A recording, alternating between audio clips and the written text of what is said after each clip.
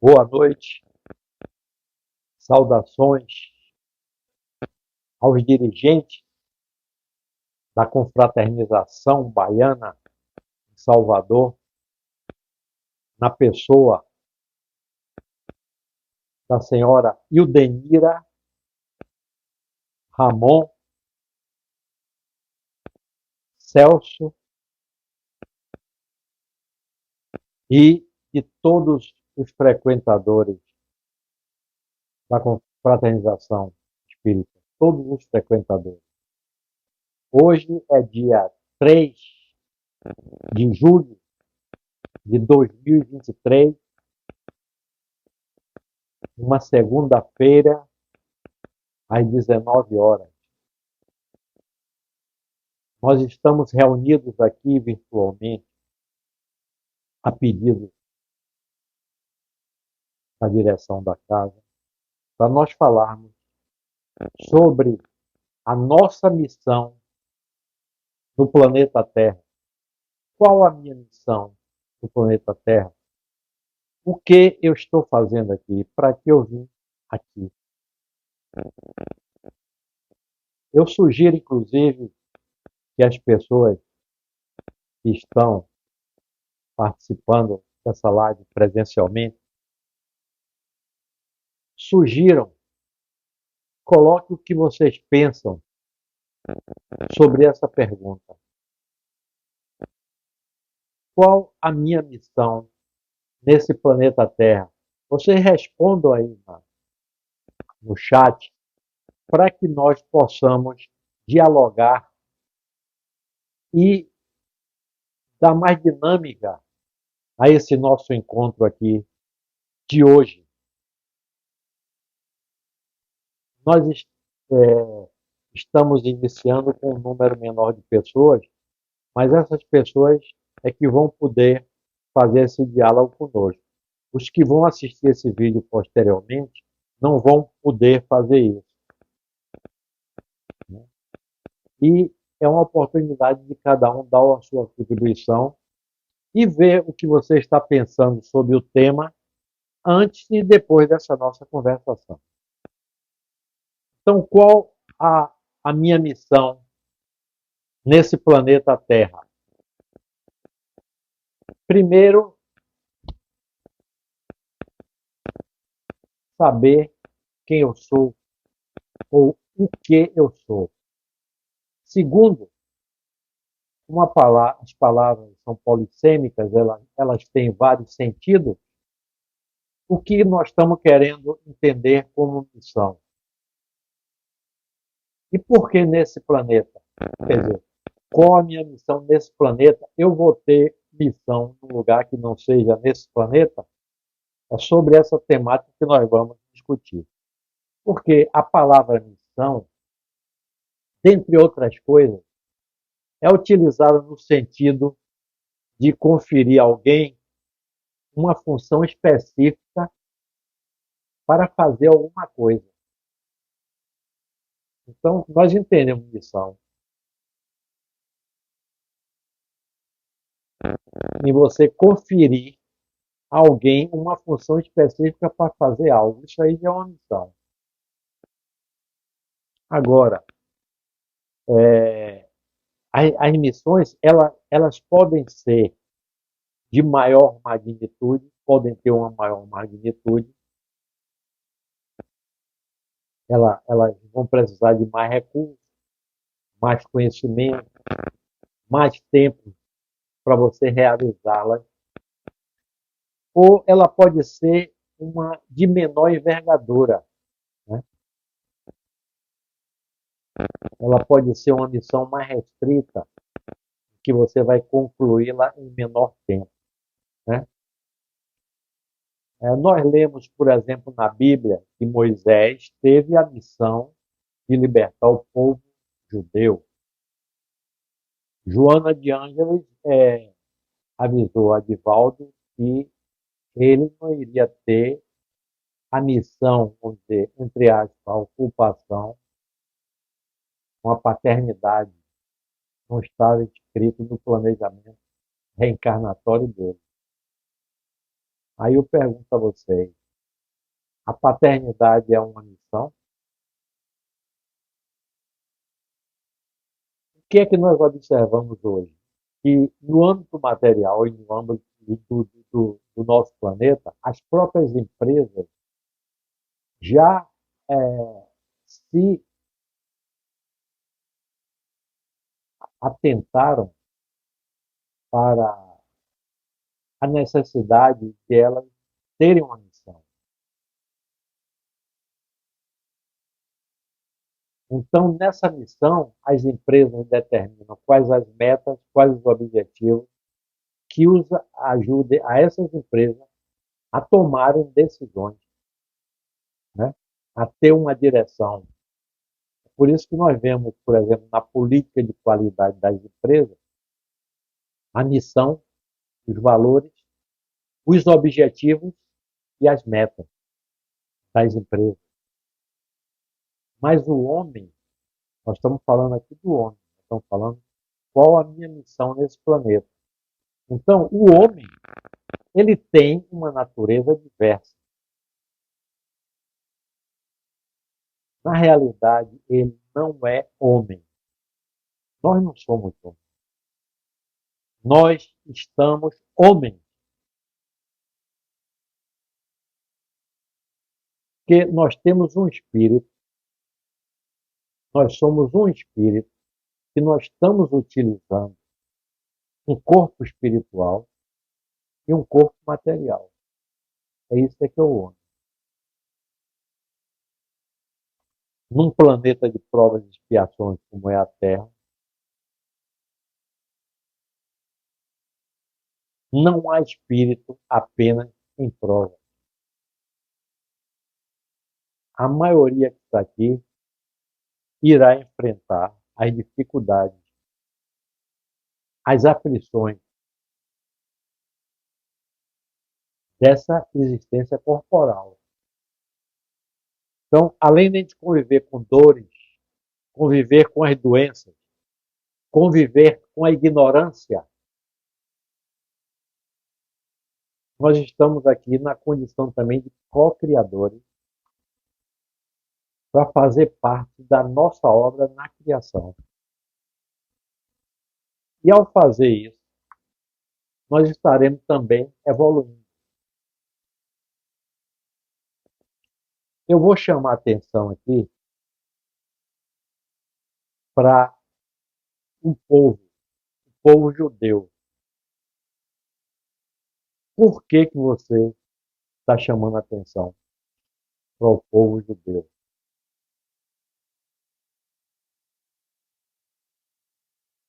A abordagem que nós vamos fazer aqui vai englobar o homem. Então, como o homem é corpo físico, perispírito e espírito, nós vamos penetrar nesses três aspectos da nossa Constituição.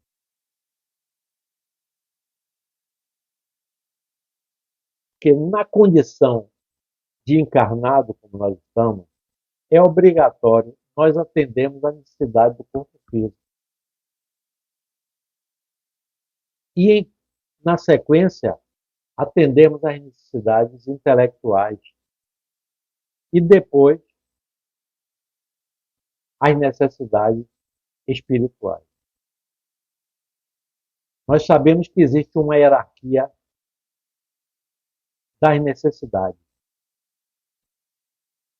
Para a sobrevivência, o ar é o mais importante, porque depois de 10 minutos sem ar, se nós não morrermos, nós vamos ter sérias lesões. Depois do ar, a água, porque depois de 10 dias sem beber água, se não houver imunização, nós também teremos comprometido o nosso aparelho orgânico. Aí, na sequência, vem a necessidade de habitação, a necessidade de segurança, de reconhecimento naquilo que nós estamos fazendo, de conhecimento, de pertencimento ao grupo, de moralidade e de espiritualidade.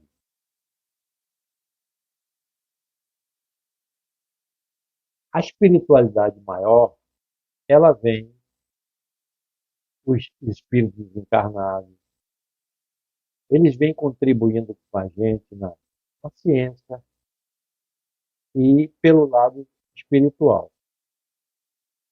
Uma prova disso é que, falando da espiritualidade, já no Velho Testamento, no livro Eclesiastes,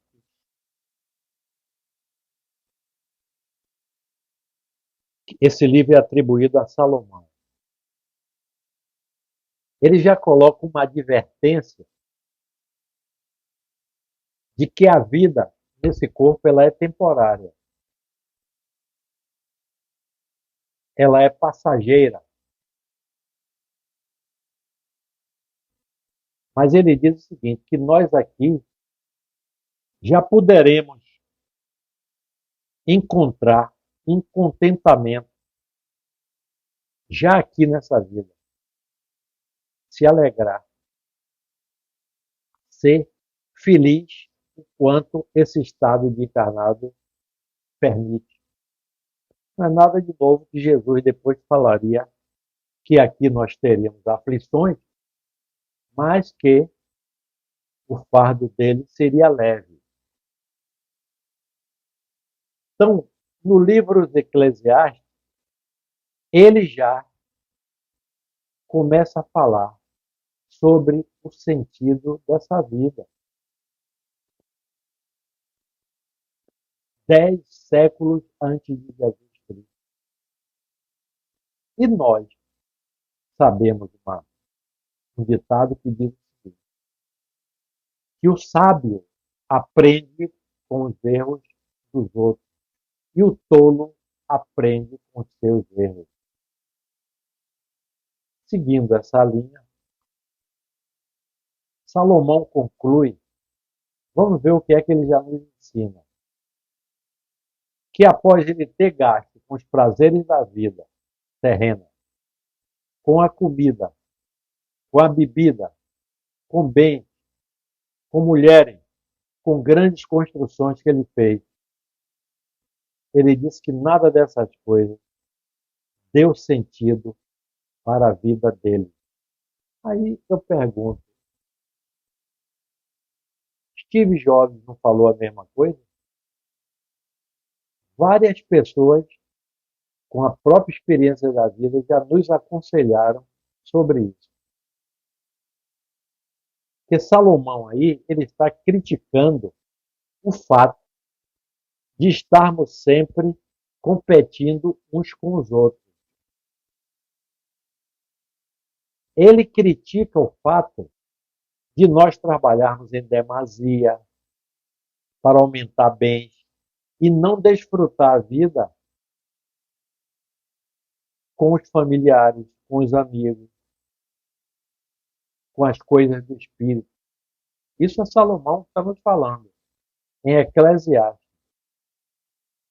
Que ninguém leva riquezas materiais quando a morte do corpo físico chega. Questiona também a futilidade da riqueza, do poder e do conhecimento mudando. Tudo isso ele falou 10 séculos antes de Cristo. Aí eu pergunto para vocês, nós precisaríamos melhor lição de vida e lições de efeitos práticos. Por que eu falei no início que eu iria me deter sobre os judeus? Os judeus, além da Torá, que é Gênesis, Êxodo, Levítico, Números e Deuteronômio, são os 5, que eles chamam de Pentateuco. O judeu tem livros históricos, livros poéticos, livros proféticos e livros sábios. Dos 10 mandamentos que Moisés recebeu, os judeus dali derivaram 613 mandamentos. E eu vou dizer para os senhores, os judeus não aceitaram Cristo. Por conseguinte, eles não têm o privilégio de ter o Novo Testamento. Eles só têm o primeiro, muito menos a doutrina espírita. Mas eles souberam usar o Velho Testamento. Eu acabei de falar para os senhores o que Salomão passou para a gente no livro Eclesiastes, está lá na Bíblia, vocês podem ver. Então, a partir do Velho Testamento, os judeus se tornaram o povo que é. Um povo que não tem analfabeto. Um povo que consegue angariar riquezas invejadas pelos outros. Eu, quando era menino, eu tinha até uma... Me incutiram pelos valores, pelas crenças, pelos costumes, uma ideia assim, esse camarada parece judeu, como se fosse uma coisa pejorativa. E nós vamos ver que não é. Os judeus dão máxima importância à educação de qualidade, primeiro. Não existe judeus analfabetos. Eles compartilham tudo, compartilham dinheiro, compartilham informação. Um judeu não empresta outro dinheiro para outro judeu a juros. Eles acham que a riqueza é uma bênção. Algumas religiões pensam que dinheiro é coisa do capeta. Na sinagoga, eles recebem, imaginem, nas sinagogas, nos templos deles, que seriam os templos religiosos nossos na casa espírita, eles recebem verdadeiras lições sobre estudo, sobre trabalho, sobre dedicação e sobre disciplina. Qual o segredo dos judeus? Eles criam os filhos para serem pessoas preparadas para o sucesso.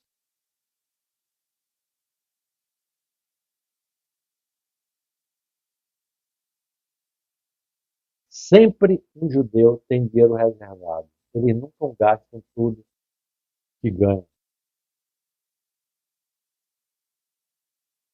Aí qual a nossa missão nesse planeta?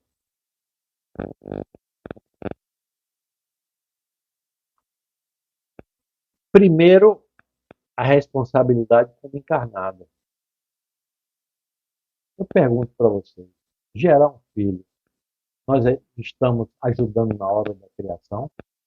A um pai e uma mãe gerar um filho, nós estamos ajudando na hora da criação? Essa pergunta. Porque o livro dos Espíritos nos diz que a ação do homem é necessária à marcha do universo e que tudo se enquadra na natureza. Porque na condição de encarnado é obrigatório a gente atender à necessidade do corpo físico.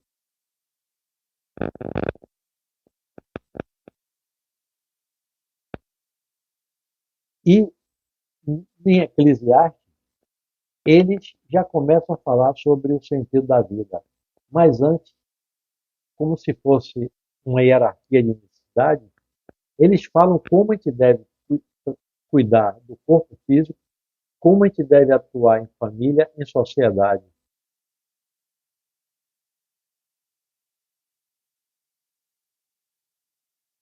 Entendeu? Todos os judeus são prósperos, muito mais do que os cristãos.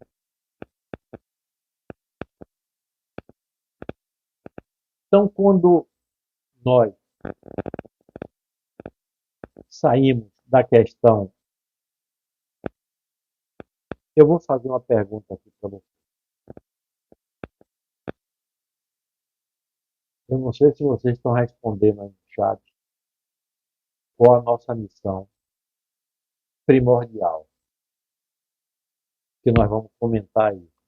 É, cultivar a terra é uma missão, governar é uma missão, ser professor é uma missão, ser pai e mãe, já perguntei, é uma missão. Vamos conversar aí no chat sobre isso. Porque antes de adentrar para a questão propriamente espiritual, eu vou me valer aqui do livro dos Espíritos, Salomão, numa época que a religião prometia ganhos materiais, ele já sinalizava o valor do espiritual antes do material. Aí ele dizia, eu comigo mesmo. Ele dava conselhos para as pessoas assim, ó, desde a tua mocidade, aplica-te à disciplina. Primeiro, valorizando a disciplina. Levanta-te cedo e com boa disposição para afastar o ócio. A mesa farta, não abra demais a boca, ou seja, não coma demais. Evite a gula. Quem resiste aos prazeres desvairados, eu acrescento, coroa a própria vida. O vinho e as mulheres podem desencaminhar o homem sensato. O operário beberrão jamais enriquecerá. Não te empobreça banqueteando com o dinheiro emprestado. Então você percebe que Salomão está dando conselho para nós, a relação de nós com nós mesmos. Depois ele vai dar para nós com os outros e para a gente com Deus. É o tripé em que se baseia a doutrina de Jesus. Depois ele fala: o governante sábio educa o povo. É isso que a gente está vendo aí? O governante sábio educa o povo.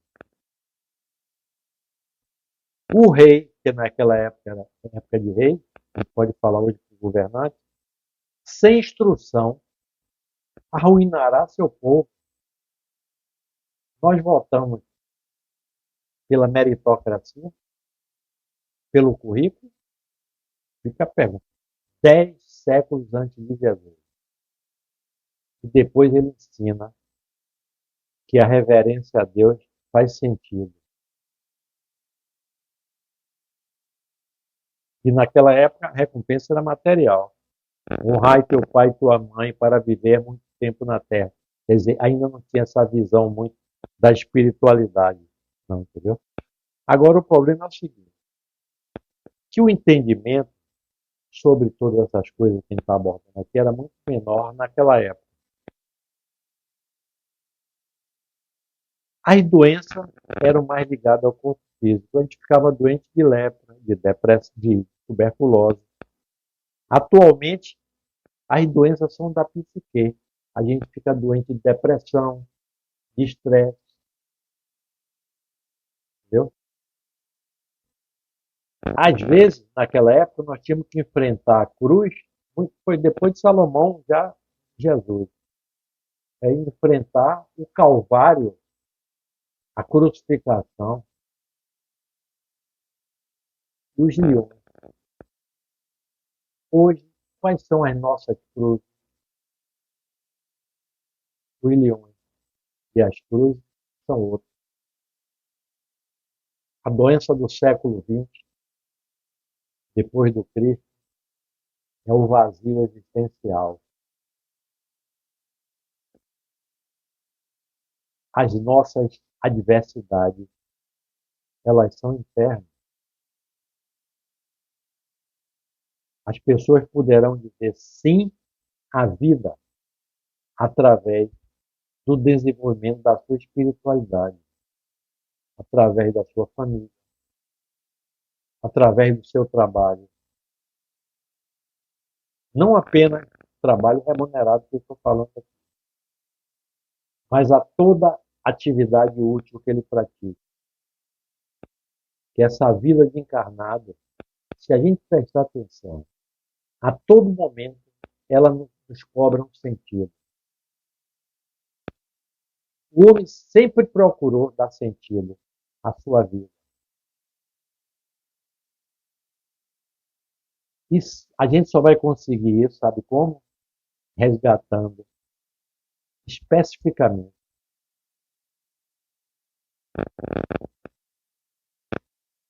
A gente só pode resgatar aquilo que é especificamente humano na nossa pessoa. Sabe o que é? A nossa dimensão espiritual. Algum de nós está dizendo sim à vida a despeito de nossas aflições, da nossa dificuldade, da nossa doença, do nosso desemprego, da nossa separação. Mas tem outros dizendo não à vida, a despeito das coisas boas que lhe acontecem. Então não é em função da situação, é em função de como você se sente em relação àquela situação. E um instrumento fundamental para nós descobrirmos a nossa missão é o autoconhecimento. Quando a gente tem um objetivo claro, quando se tem uma missão, o universo inteiro conspira silenciosamente em nosso favor. Mas será que nós estamos buscando o que nós queremos? Será que nós sabemos o que queremos? E como buscar, então, o que queremos? Não é buscar apenas a satisfação das necessidades do corpo físico, que são importantes, mas o que a gente não pode é dar mais valor às necessidades do corpo físico ao corpo espiritual. A necessidade do corpo espiritual é muito maior e muito mais importante da gente suprir do que a do corpo físico. Porque o espírito só prova a sua elevação moral, espiritual, quando todos os atos, todas as ações dele, na sua vida corporal, são práticas da lei de Deus. E quando a gente compreende por antecipação, já aqui, a vida espiritual. Por isso é importante o nosso conhecimento, o nosso estudo. A gente tem que chegar naquele ponto de fazer o bem pelo bem, sem esperar resultado, ser bom, humano e benevolente para com todo mundo, não ser vingativo em nenhuma situação e praticar a lei de justiça, de amor e de caridade. Vocês, eu comentei lá na frente sobre os judeus. Os judeus, eles dão importância máxima à educação. E eles sabem que conhecimento gera prosperidade.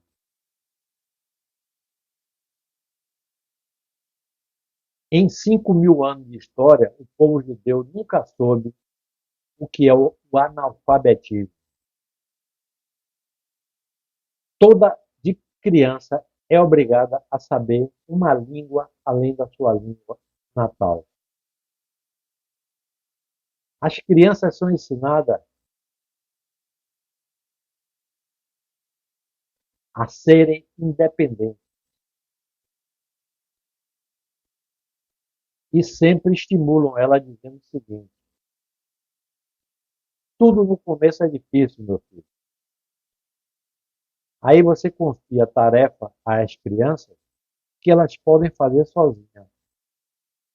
e aí você recompensa ela por qualquer coisa que ela faça, mesmo que seja pequenininha, para estimular.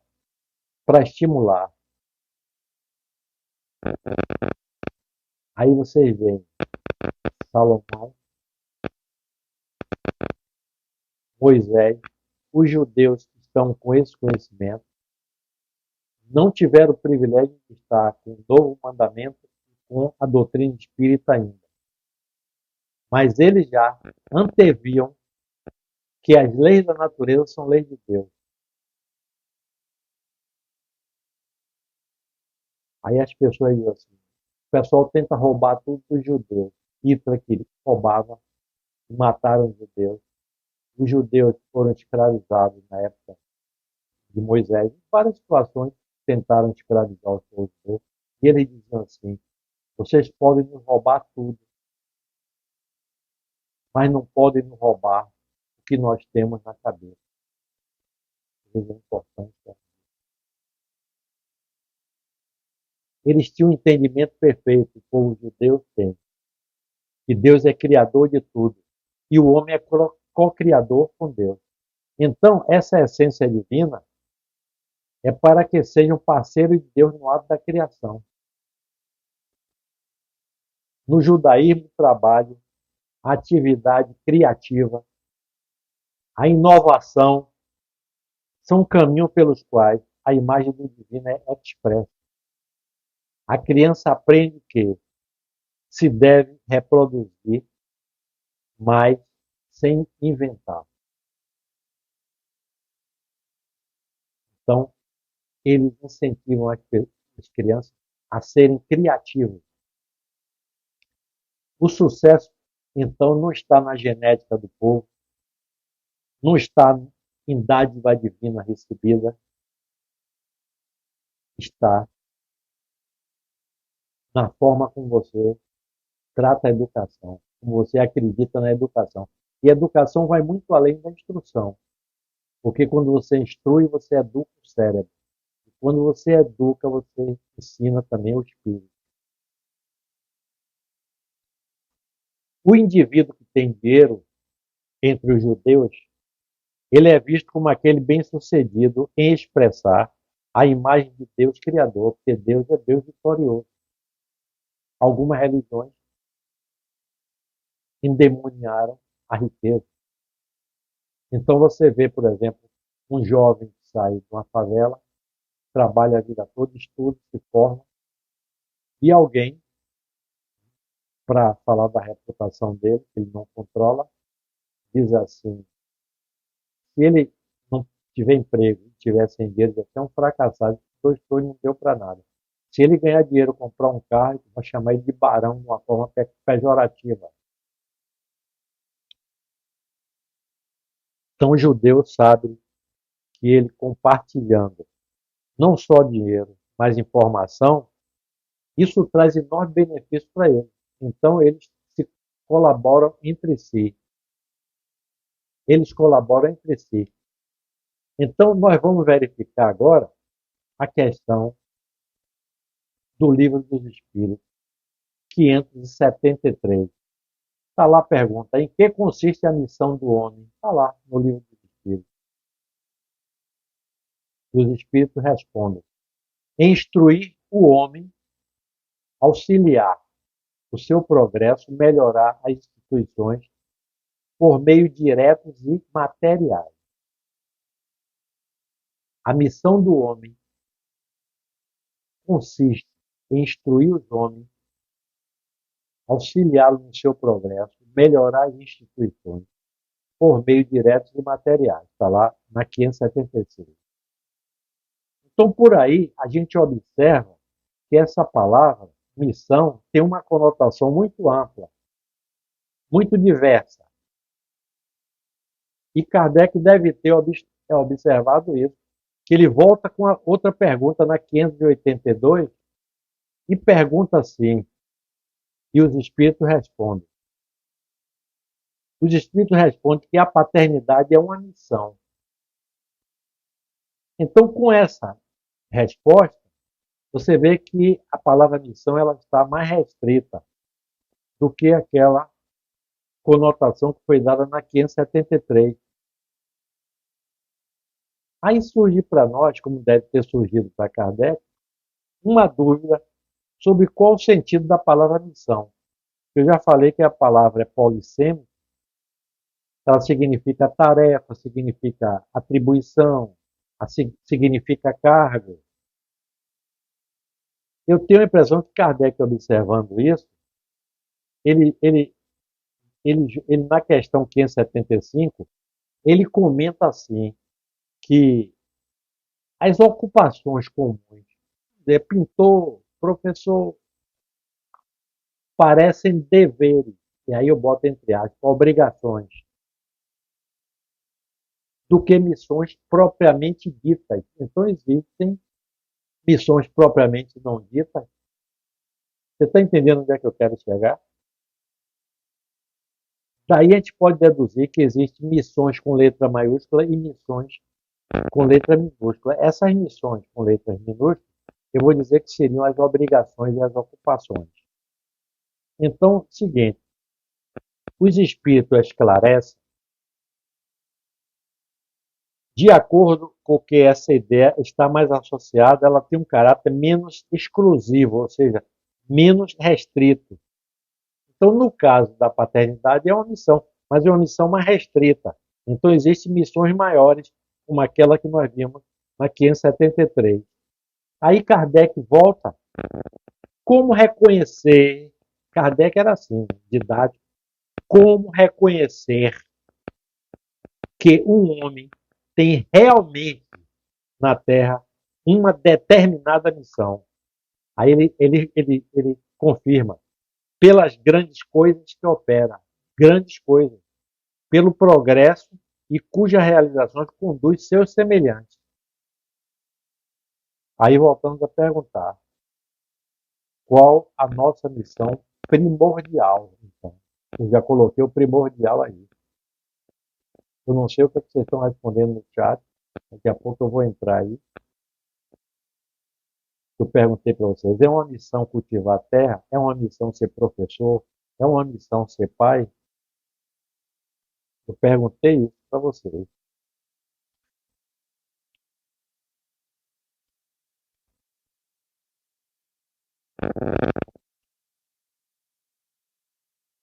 Então, você vê que nós temos missões aqui quando nós estamos encarnados e quando nós temos desencarnamos também. Então, quando nós desencarnamos, nós vamos para um período de erraticidade, ou seja, um período que a gente passa lá antes de voltar à nova encarnação. E lá nós continuamos com as ocupações. Então, essas missões, eles dizem que são tão variadas que é impossível a gente descrevê-las aqui. E existem missões que, se eles explicassem a gente no nosso nível de conhecimento e de palavra, a gente nem a compreenderia. Mas todas essas missões têm como meta o bem, que existem missões locais, existem missões restritas, personalizadas, coletivas, entendeu? Tem espíritos que estão aqui na psicosfera da Terra, pode ser um de nós daqui a algum tempo, ou algum parente nosso está fazendo isso, assistindo enfermos encarnados. Tem uns que assistem enfermos desdobrados no centro espírita. Velar por aquele que eles se constituíram guias e protetores. Vocês veem que nós estamos com 8 bilhões de pessoas na Terra, e, logicamente, nós temos 8 bilhões de espíritos de anjos da guarda. Quer dizer, 8 bilhões encarnados, 8 bilhões desencarnados, são 16 bilhões de espíritos que já estão aí. Então, o espírito, à medida que desempenha e cumpre sua função, tanto aqui como lá, ele vai evoluindo também. Então, a gente tem que verificar com muito cuidado esse nosso processo de transformação pessoal, que é complexo. Nós temos que nos tornar cuidadoso com a nossa autoevolução. Nós devemos observar com mais acurácia, estudar mais. E devemos aceitar nossas oscilações, quando a gente estiver evoluindo, essas oscilações de comportamento que a gente tem, como parte da experiência de crescimento. É assim que ocorre. Se nós não estamos tolerando as incoerências do nosso semelhante, do nosso irmão, é porque nós ainda não compreendemos o quão é difícil o nosso processo de transformação pessoal. E quando a gente compreender, a gente vai ficar mais tolerante. Entendeu? Porque é difícil a gente mudar os nossos hábitos que vêm de milênios, de encarnações passadas, fruto de longas datas. E a gente tem resistência para resistir às mudanças. Então, nossos irmãos, como nós já estamos aqui com 40 minutos de explanação, nós vamos concluir agradecendo a oportunidade de estar aqui com vocês, por enquanto, e nós vamos reencontrar no chat a seguir. Um abraço, obrigado, um abração a todos.